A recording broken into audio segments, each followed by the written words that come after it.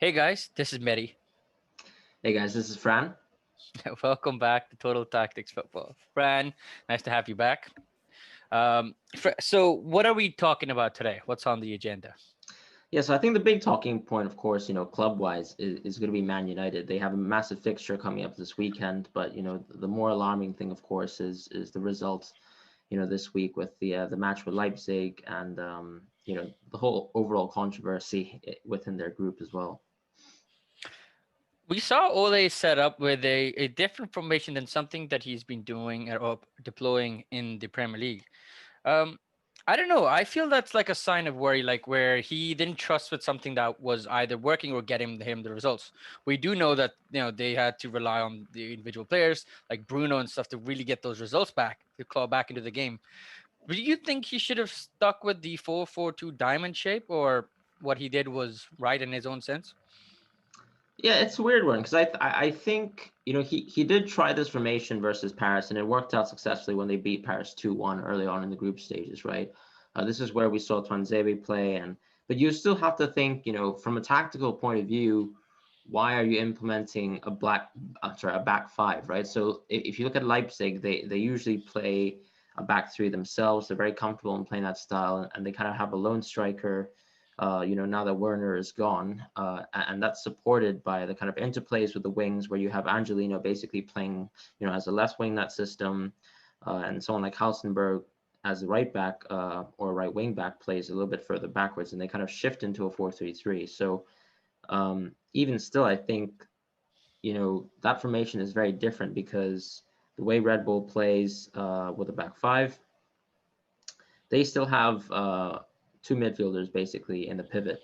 And compared to, let's say, PSG's formation, which is usually a standard 4-3-3 with a DM, that's very different because you don't in PSG's formation they don't really have a true striker when Icardi is out. So I'm not really sure exactly why they played a back three really because they've been performing so well when Bruno has been playing in the 10 position under that diamond formation, specifically with Telles in. And I feel like it was almost a setup where Telles wasn't used to it, clearly. That's why he was subbed off. He made a lot of mistakes in that match, but he's so much more comfortable in a back four. And to make such a dramatic change just seems off kilter for me. And I think it goes back to, when we are discussing on our live reaction to the general games going on. It's, as a manager, you set up a tactical style to win, and when you completely change that, it just reminds me of famous fails like Valverde versus Roma in the second leg, or some of Pep Guardiola's unfortunate tinkerings where they've gone wrong in the Champions League. No, I think you're absolutely right there. Like it's something that he doesn't trust his team that they could have taken on Leipzig. Personally, they beat Leipzig in the reverse fixture 5-0. You've got the mental side of the game. Your players will kind of believe themselves. Oh, hey, look, we've done this before. We can do it again. To change all of a sudden the setup and you essentially put five defenders and then you have McDominay and Matic in that midfield as well. That's you've got seven players that are relatively defensive. I wonder what the team thinks, right? I'm sure as in going into the game, Ole said that Man United want to win games. We win to play, but the setup doesn't show that. And maybe I think in his way he knows also how Leipzig likes to counter. They're very fast at the break. They, like you mentioned, they use Angeliño and like Hedera on the wing backs to get you that the width. And at the same time, you've got Nkunku, Olmo, Sabitzer. The midfield is very interchangeable. They love to have spaces. They're always working together. They can kind of crowd you out. And maybe I guess in his own mind he wanted to match their back five, their wing backs with the likes of Wan-Bissaka and Telles. But looking at it like so many times, leaving the gaps between Lindelof and Wan-Bissaka are quite high. Telles is pushed up as a left winger at times. You are essentially leaving it as a back three, which clearly Angelino and like just Nagelsmann's team were able to exploit. I wonder how much like maybe missing Fred was something that he had it on his mind, and obviously when Fred is out, You've got Matic and Tom McTominay in midfield who can do the defensive thing. Matic for me is maybe a bit past it just because of his age and the style of play most people now adopt is like you need like a mobile athletic midfielder. And Matic is great when we were mentioning before when he have a four at the back, he can sometimes slot in, but not necessarily in that double pivot. Do you think maybe like they also lost that battle in midfield there? Because Bruno, as excellent as he is, he just can't do everything. Yeah, I feel like sometimes, when you're a team and you've built to play offensively, the reason why United go for a diamond is because they try to get the midfield coverage for Bruno. But when you play a back five, that's basically one less player for Bruno to kind of service up top. And that's the whole point of, playing Bruno and unleashing him in a sense in a 10. You want to have a formation that gives just enough stability for him to add his impact to the game. Because, for example, when you watch games where Bruno doesn't play, it's not a night and day difference. I think, the West Ham and Southampton games are absolutely key examples because, yes, while Cavani, of course, was the difference maker in terms of someone who was able to, let's say, use Bruno's vision, or at least was able to combine off of Bruno, the difference, of course, still stems from Bruno. Bruno is the one who in a sense wills the team. He's almost a captain in that sense, just from a mental point of view as well. And I feel like, for a player like him, he needs to have bodies around him, and he needs, service. And unfortunately, he doesn't get that when you have such a defensive setup. Matic, as you perfectly say, he's really good at screening and then turning your formation into a back five. But as you say, it's basically a back six. And ultimately, Tellez, for example, isn't someone who bombards forward. He is offensively positioned, but you don't see him making runs into the box. He's not a winger, right? He loves crossing. That's his kind of go-to game. And that's kind of where I think, as a five, you're almost a little bit too narrow, and his talents won't exactly shine. And you therefore, as a wing back, really have to play that winger role, which is exactly what Angeliño is really, really good at, because his ability to make these kind of late runs into the box allows him to kind of produce. Whereas, with United, the way the fullbacks produce, they push up high, but they don't really move on forwards into the box. The forays are made by the two strikers instead for United. Another question I think is also, I know Cavani seemed to have a little bit of an injury, and I'm not exactly sure the extent of the situation. But for me, for such an important game, I feel like, especially given his performances lately, you have to start him too. No, you're right. I mean, I'm looking at the bench. He wasn't there. Maybe they wanted to save him for the big game coming up. But I guess this is as big of a game It as it is gets, right? absolutely. I mean, Because it's such a difference maker for, your club's kind of journey for the whole year. And for the fans, it's devastating to, of course, make that move once again back into the Europa League. not to mention the financial side of it. Like, I mean, COVID has really, Yeah. caused a lot of problems for a lot of clubs, and we're not getting the match revenue as we do because, unfortunately, fans aren't allowed and those numbers back. But at the same time, like, getting dropped out of the Champions League, they possibly could have even maybe I don't know. I think maybe they really presumed that they could hold that sort of keep a draw against them, or be able to defensively hold. And like you said, I feel like it's once you move from your ideology, your players they're not sure. Like, you need to be the rock for them. Well, we've seen that with Arteta as well. Like, once you had the back five, it was working, and as soon as you moved, and you sort of you show a little bit of doubt in your own system and your own tactics, that kind of displays itself on the pitch.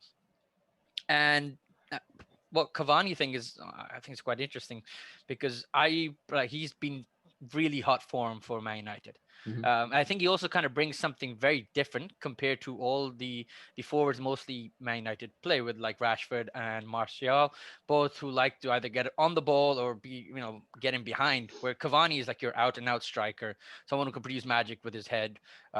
Just predatory instincts come to life on the pitch. Seeing all that, but I mean, let's say you don't have him. You have Igalo on the bench in the game. He played well for Man United in the games that he's featured. I wonder if they could have trusted him to have maybe started the game. I I look at it like, you've got a player. I don't know if have they accepted his loan stay into a permanent stay, or is it an extended loan at this moment? I think it's still an extended loan. But I mean, I will say, of course, I think with the Gallo, I don't think he's had, real opportunities in games, and so I can understand why Gallo might not play. Um, But yeah, you're completely right about the forward situation. And in retrospect, I thought Cavani wasn't exactly the ideal transfer, and I have to say that I was completely wrong about that because when I Same. think about the way United play, even when you play, let's say, Rashford or Greenwood as strikers, for me, Greenwood, what he brings as a central forward is that clinicalness, but it's his runs that are completely different to Cavani. Cavani is someone who looks in to get into the box and makes those near post runs. Something that we always complain about is being lost nowadays in the game, where we're so obsessed with the fact that people have to be complete forwards.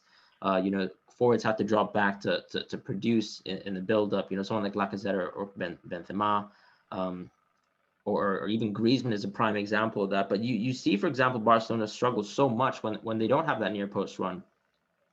And I think that's what Cavani brings to the table exactly. And maybe Igalo is also of a similar mold. I would have liked to see maybe Igalo being another option, or at least the frame of that kind of player being invested into. Greenwood, I think long term has to make that stride. And I think the question is, of course, as an identity, most of this United side is signed on for a very long term. You have Bruno there, who's going to be likely going to tie down for a larger deal with an upgrade in wages. The rest of the squad is very, very young. So I think, you have to kind of adapt your style and really match it so that you can finally play maybe a different style of football that you want. But of course, it comes back to that whole thing where with Greenwood, if you move him to centre forward, they really, really need a right winger. No, just before we get into the right wing conversation, which is absolutely very key, we need to discuss.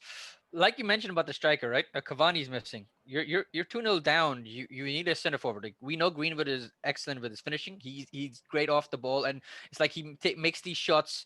I love his insights. Post shot. It's hard to explain. It's like his trademark move where he doesn't go outside, but he goes near post. It's the way when Yeah. he's trying to put in. But again, like, he's a young talent, right? Like, to expect him to be able to have the refined striker's instincts is a bit naive for me.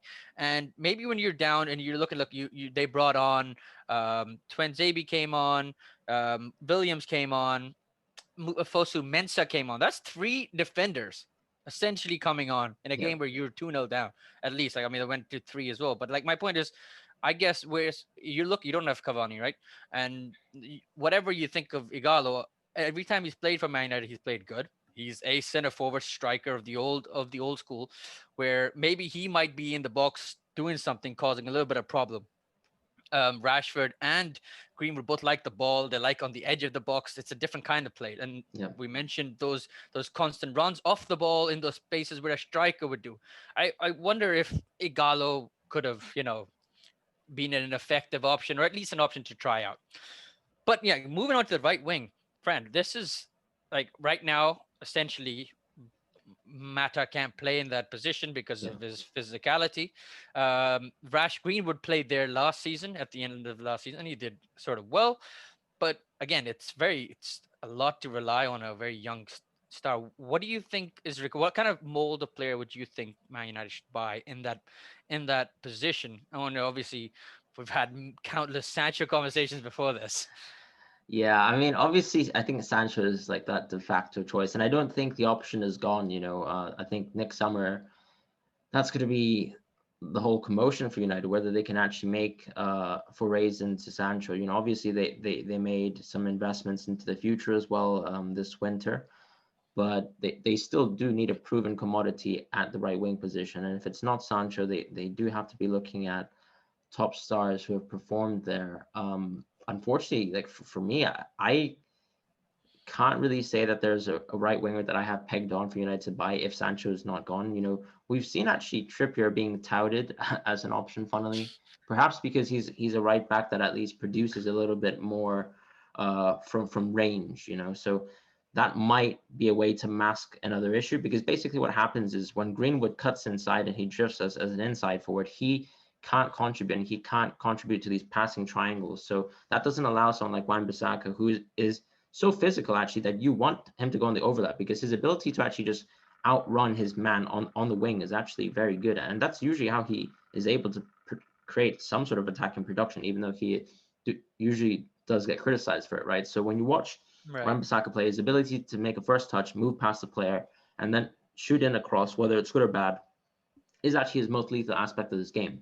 But when he doesn't get the feeding of the balls and his ability to link up with Greenwood, that's a problem. And I think that's the thing with Greenwood. Greenwood is such an efficient player, but he also isn't a player who really demands the ball. I think a traditional winger is someone that they need, for example, for Wan-Bissaka to play his best. And if they're not going to get a traditional winger, then I can see why maybe Trippier is someone that they look into. But obviously, I still think Trippier is going to be tied down to Atletico Madrid. I don't see why he would necessarily leave right now. But yeah, I think. Do you have any options for right mid?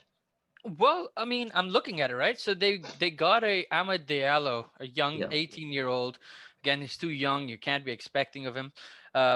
They got a Pelistri as well, the Uruguayan, as well, 18, quite young. I wonder if they're looking at trying to maybe use the option of a young player, but like this is Manchester United. We know the demands of just the club itself, or the pressures on the manager. And I personally, if I'm looking at it like, you're sticking with this, you got two young stars in there. Greenwood's going to be your option on the right. Trippier would, for me, would not work, just only because he doesn't have the speed and the legs to be able to either give you that sort of coverage. So a lot of times what Van Bissaka does is Yeah, he's that's able true. to, reach back and make those last ditch tackles, which we've heard a lot about. Like he's very good at making those challenges. It's also because he has the pace to be able to, if he does go forward, he can run back. You bring Trippier in there, I mean, the league doesn't suit him. I think he would be quite. He's not the best when it comes to defensive work. He needs some sort of an elite center back with him, or a good defensive midfielder to kind of give him a bit of coverage and support there. And in Atletico Madrid, he's got a setup that helps, and at the same time, we've seen with Simeone's teams, they are defensively very sound. I don't think Lindelof or Maguire would be able to give him that sort of support there. And Van Bissaka kind of helps you, even like, let's say one of the defenders gets caught out, he gives you that little bit of extra yard to be able to catch up. I think that right wing position is quite tricky because even on the market, there's not many players in that mold at the moment that you would want to spend a lot of money on, Yeah. and then actually see if they're going to give you the return. Wingers, as we know, are normally like quite, they have a lot of premium on them. Um, we saw that with Pepe, right? Like 72 million for him. Unfortunately, it's unfortunate, right? Like he had a great Yeah. season, and his value is astronomical. He's definitely not worth it, but like the player can't do anything, and that kind of something pries it out there. Like I think Hmm. that's what happened with Sancho as well. He got priced out because he had a phenomenal season. But and like anytime you have a good player who does well, his prices, and if he's younger, his price well. Maybe they can look at an options. Um, if Sancho is the end goal, right? So maybe in the midterm they could look at an option that can, from a league that's a bit older. Um, I wonder if Sar from Watford, if they could bring him in without having to play a ridiculous price, someone just to give you some sort of directness and pace there. Um, but not a lot of players spring to mind when you're thinking about someone who can just give you that width and something different. Like they just lack a out and out winger there. And maybe I feel if they can just sort of figure that out, and Sancho again as well, he goes out wide, but he also loves coming in. So does that mean they change? They spend a lot of money on Wan-Bissaka. That means they want to hold him down. They want him to be the main man for the Hmm. next at least 3-4 years. So it's got to be that right wing position for me where I think they're gonna focus on, because Yeah. but I feel like they got priced out with Sancho last season, and they invested in two young players, which could maybe reap rewards later on, but it's Man United. Their results are crucial. That's what it's expected of you. And I don't know what they could look at in January specifically, to maybe. Do you have any players in mind you reckon this Um, transfer window, upcoming transfer window, they could look at? I mean, I think what I have to say is that the upcoming transfer window for me is something that they really shouldn't be looking into because I feel like it's always so hard to get a deal done in winter. Hmm. I don't think clubs have the full kind of preparation going into the winter window, and with the exception, of course, the Bruno transfer that did happen, and that was obviously Wow. magical for United in terms of how impactful he is on the pitch, but That mustn't happen he most. in a sense no one was really competing for him, and now I think as you say Sancho's price is still going to be I think, in a sense, out of United's reach, and we still, um, in fact, what we've seen in recent times is clubs kind of facing the reality of the COVID situation and maybe taking a back seat. So we've seen a lot less kind of murmurs, in terms of transfers and big signings so far. When I think about right wingers, actually, I think La Liga has two kind of potential right wingers that are still kind of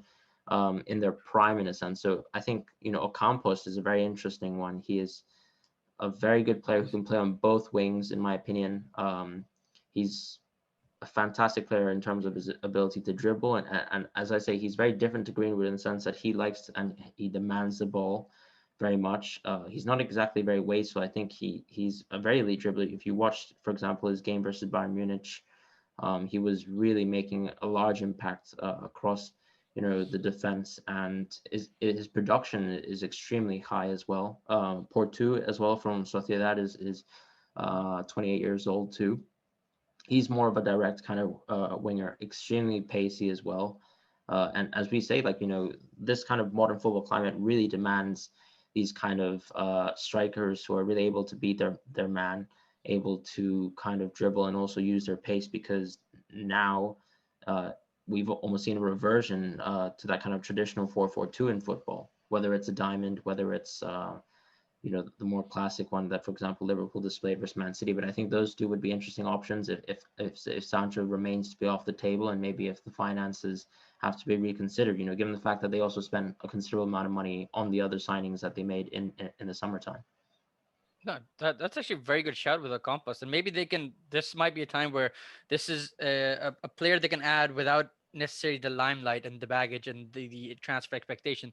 They can look for a player who's already in sort of their prime, moving into the good ages. Yeah, He wouldn't cost an arm, and someone who can come in and have an instant impact.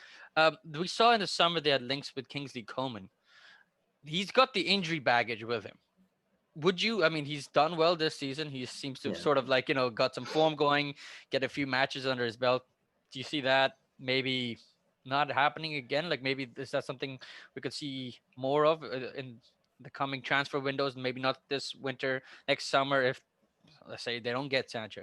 Yeah, I mean, if anything, I think Bayern Munich are extremely reluctant to sell someone as good as Coman, because they, for example, took Douglas Costa back, this season, just because they felt their depth was, in a sense, depleted on the wings. Of course, they Mm. had Sané come in as well, but what we've seen so far is, Coman is still really one of their best players, and I think there's no reason why he would leave unless Bayern wanted to orchestrate his own exit.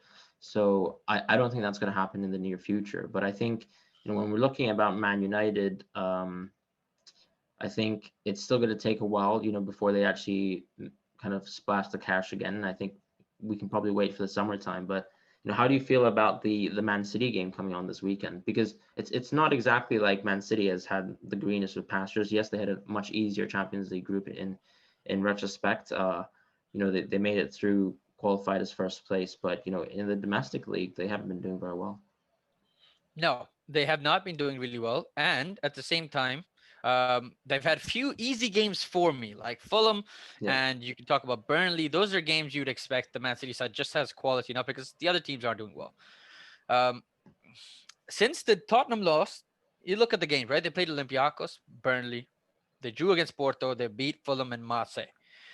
You come up against now Manchester United. Manchester United have done really well recently in against Man City.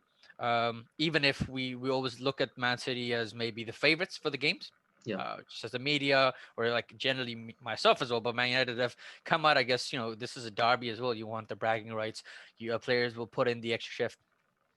There's been a for me. There's a little worry where I think Man United might actually get something out of this game because the problem in that midfield still hasn't really been solved.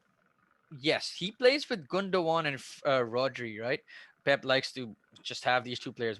Silva. We talked about how big Silva's loss is this season. I do feel like since they've had De Bruyne move a little bit forward of the field, they've lost that extra man, that extra creativity in the center of the park to be able to like split open defenses. And I feel like that's one of the biggest reasons why they've been struggling against low blocks this season. And coming up against Man United, if Man United has that 4-4-2 diamond shape, they'll be able to overrun Man City's midfield. They've got like if Fred's there, Bruno's been excellent. You could add Van de Beek and McTominay. Those guys got the legs. They've got the creativity to be able to start counterattacks. I think Man City could have a tough time, and but at the same time, I do feel like looking at this defense, and if Ole tries again something with the back five, where he doesn't go with something that's worked, I could really not look good because Man City also um, they utilize that width, right? So if you've got that space of Wan-Bissaka and Tellus being too far up or something, it's going to heavily be exploited with the likes of Sterling and maybe Mahrez, and that's not pretty. But if they follow that 4-4-2, I think there's something for them there. What do you think? No, I agree with that. I mean, you have to just even look like historically last season. Yes, Man City, of course, were the better performing team in the league, but Man United absolutely dispatched Man City, and it was just simply through like the strength of the counters and making the most out of their efficient chances, right? So I think when you think about that, I think it's all to play for. I think Man United are probably, in a sense, favored as well, because I think we've seen over the course of Ole's tenure that they always bounce back from essentially like the brink of let's say Ole's job being in danger. And that aside, just from a tactical point of view, you're completely right. It's the midfield that will be a big question. I think Man City simply just don't have the answer. Even let's say Benjamin Mendy, for example, he's been brought back into the side because I think Pep really struggled to create with let's say Cancelo playing on the left and utilizing Bernardo Silva in tandem with him. It didn't really work out as well as he expected, and so he's reverted to a more traditional left back, and even at times used Cancelo at the right back position, where he is playing on his strong foot and able to kind of create from that point of view. The interesting thing for me is, I don't see anything from Benjamin Mendy's game, other than his offensive kind of creation, where he would be able to kind of contain runs in behind. And, Man United still have that type of squad, that type of style to play off of. And it's not exactly that Man United actually play a counter-attacking style. If you actually look at the statistics there, they are very much an attacking side. And that's where they play their absolute best. So for me, it's about getting the kind of formation right, because we've seen, in the last two games versus West Ham and Southampton, they started so poorly. I mean, the Southampton was actually a little bit of an odd one. I think James Ward-Prowse, in a sense, carried that first half, maybe overperforming as well. But yeah, the Yeah. amount of chances that Man United get now, with Bruno playing in that diamond position, I think you fancy them for the win, even though, of course, De Bruyne is equally able to create. No, you're right. Talking about that Benjamin Mendy aspect, we've seen him. Utilize that wing. I feel like this is a solution for him to move away from the front five, front four that Man City likes to sometimes deploy. As we saw, Cancelo would turn essentially into a midfielder from the left hand side, and I feel like Yeah. maybe this kind of gives him a traditional shape. You got Rodri and Gundogan in between, Walker and Cancelo, and kind of allows De Bruyne to actually do a little bit more freedom to roam back and forward, like depending on the situation. Bruno, like, wait, just before that, adding in like you've got the likes of Bruno in there. Cavani might be back to add like sort of pressure in that little, the base of the diamond, like with where Rodri and Gundogan are. Would you in this game put Pogba for like if you were Ole? Would you add Pogba into this squad? We've heard a lot of problems with him recently. His agent came out saying that he doesn't want to play for them anymore. Yeah. Then at the same time, he did not play against Leipzig well until he was brought on from the bench. Would you, if you were Ole, would you put him in? And at the same time, do you think if Ole loses, how much of his job is on the line at that point? Like, if how big is this game? Yeah, I mean, I think the comments of the agents, look, they just really don't help the situation, but we know exactly why it's done. And obviously, Pogba is part and parcel of that process. I think, from a Man United fan point of view, I mean, the bridge is completely burnt. You just kind of have to get rid of him at the end of the season, to be honest. But no, I mean that's still not a reason to kind of like leave him on the bench, send him to the under 23s. No, he absolutely has a role to play in terms of contributing to games, and he's well aware of that too. if he wants to go to, one of his favorite destinations, if he wants to get the wages he wants as well, he needs to continue to perform as he has actually in the last two games. You know, I even think, for example, that West Ham first half, like he was there, Bruno was not. His performance in that first half, until he really had that wonder goal, was still poor. His ability to make decisions in terms of, let's say, trying to beat his man in the midfield, carry the ball. We've seen a little bit of a regression from that point of view. I think obviously you have to take into account the fact that he got COVID, but no, I think Man United really work when and these versus top sides, if they're trying to overwhelm midfields when they have someone like Fred and McTominay's work rate. And I think, Ole will go for that. And Pogba might be an option later into the game when people are a little bit more gassed, and his ability to maybe take a little bit of a lapse on defense will not be kind of, punished so hard when Man City play in the second half, because we see it as well with Man City. They're not a team that can press 90 minutes, They're a side in the past where it seemed like they'd overwhelm teams by, let's say, 45 minutes, and in a sense the game is completely dead because they can just pass around you for the rest of the game.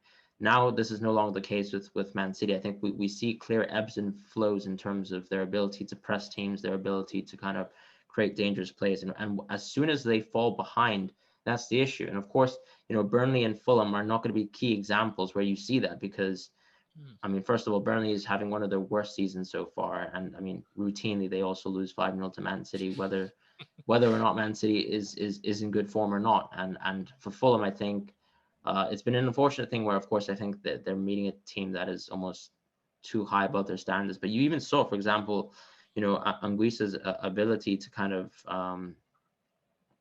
move past the Man City midfield. That midfield is not physically robust. They're going to struggle versus the press that Man United bring. And I think ultimately Bruno will be unleashed. I would actually just predict Man United to win that game.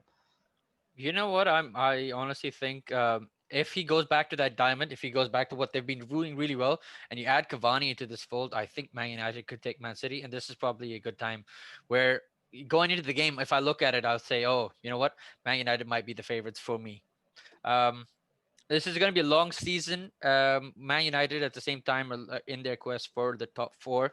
Either they go through winning Europa League, where they've got some tough teams to face with AC Milan, Tottenham is in there, even Arsenal.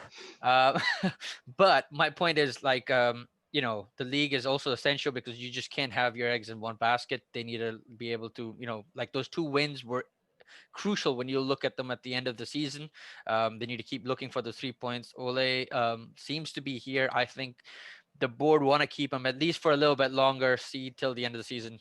But there is a man out there looking for a job right now. He did well for a North London team. Do you think Pochettino could be a good option for Man United? And do you think they should go for him, or at this moment trust in Ole, leave him on the wheel? It's an interesting one, because I feel like, Pochettino is in a sense a project manager, and I feel like you have to give Ole at least the rest of this year to see what he can do in terms of with this squad. They still had strong reinforcements, I think, at the window.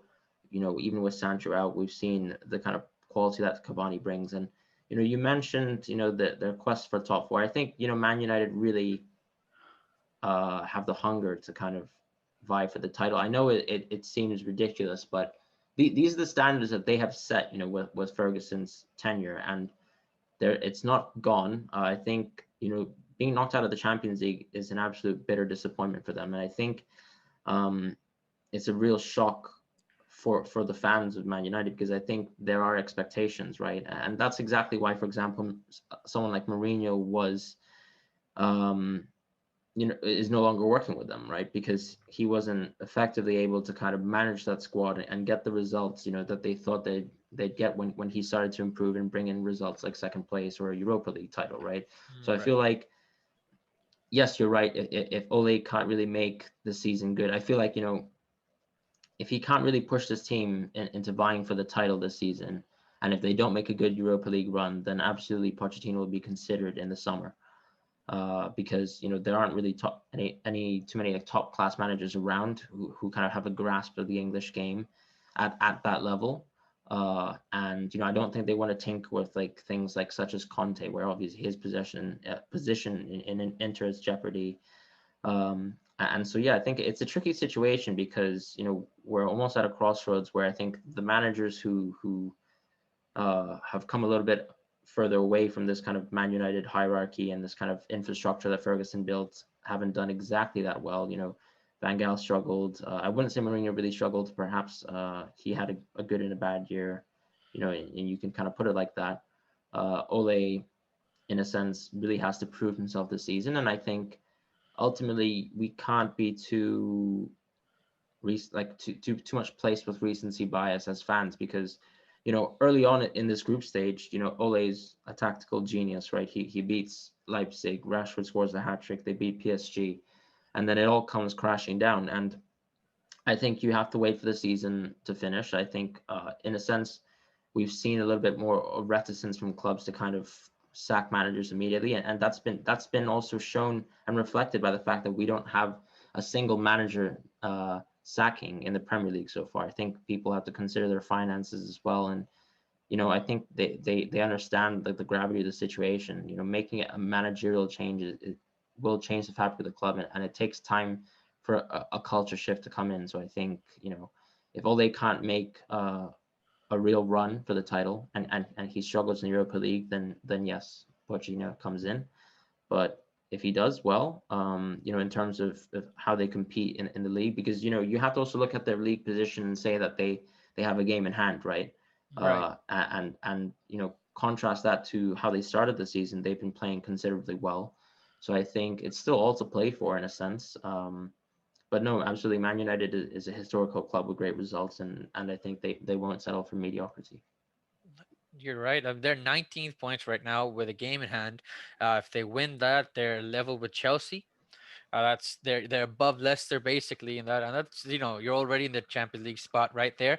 Looking at that PSG game where they lost, we saw Martial miss an open goal. We saw Cavani hit Yeah, the crossbar. Game could be completely different. We could today be talking about something else. So I think you're absolutely spot on that. That we need to also look at the recency bias element of this. We can really swear from this is the manager and that this is not the manager in like in a yeah, matter of weeks. So I think like you said, due to the COVID and everything in general, clubs are giving the managers their time because they've noticed that the short-term options doesn't help. And bringing in a new manager in, again, he's going to want different players. He wants different setup, and the players he might have, he might not want. So it just ruins the plan. So I think they do need to give him time, but obviously, considering the options and considering if they do too well, too bad, then. But hey, at the moment, it's look, one win, you're back in the top four. So let's see how they do against Manchester United, Man City.